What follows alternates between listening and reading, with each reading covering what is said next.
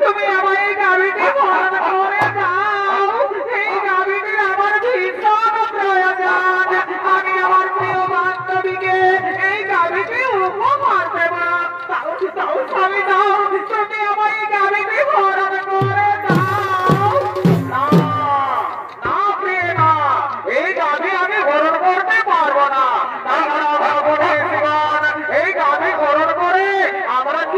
করবো।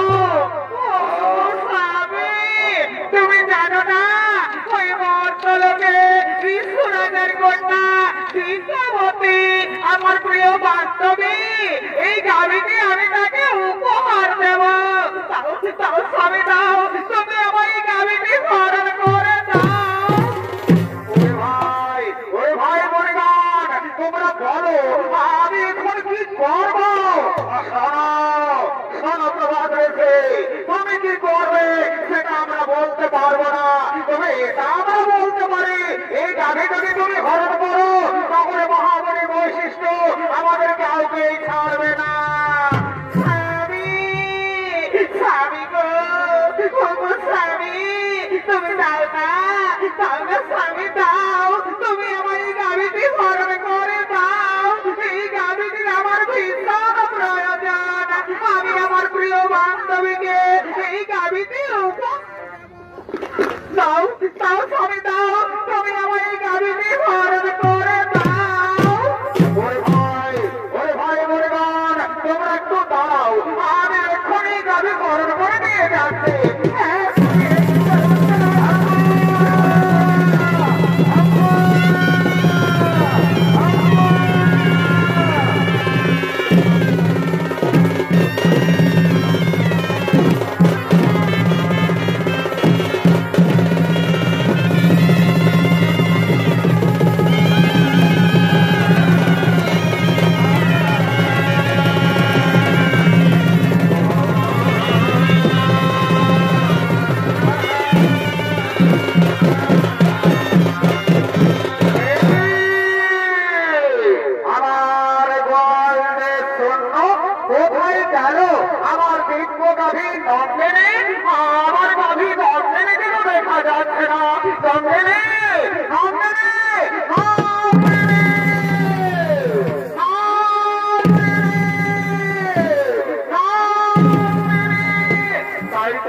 আমার দেখবি নন্দিনীকে তো কোথাও দেখা গেল না, তাহলে আমার গাভীকে নিশ্চয়ই কেউ হরণ করে নিয়ে গেছে।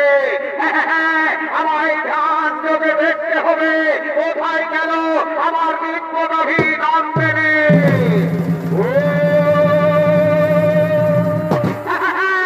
বুঝতে পেরেছি, 8 বছর তোমরা এসেছেন আমার অতি মনোরমা আশ্রম দর্শন করার জন্য। তোমরা আমার দিব্য গাভী নন্দিনীকে হরণ করে নিয়ে গেছো ভর করবে। যাও, আমি তোমাদের অভিশাপ দিচ্ছি, ভর করবে মানব গুণে জন্ম নেবে তোমরা।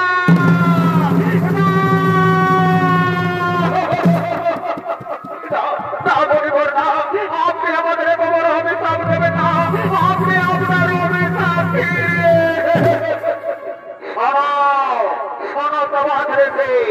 আমার মুখ থেকে যখন বাক্য বের করেছে তা কখনো লঙ্ঘন হবে না। মর্তলোকে মানব কুলে তোমাদের জন্ম নিতেই হবে। আপনি যখন আমাদের বড় অভিশাপ দিয়েছেন, আপনি আমাদের মুক্তির উপায় বলেন। যাও, মর্তলোকে দেবী গঙ্গার গর্ভে মহারাজ শান্তনুর ঔরসে জন্ম নেবে তোমরা। আর বাকি 7 জন ঋষি যারা তোমার সঙ্গে ছিল তাদের অপরাধ একটু কম, তাই তারা জন্মের পরেই ভক্তি লাভ করে ফিরে আসলেই করবে। আর যেহেতু তুমি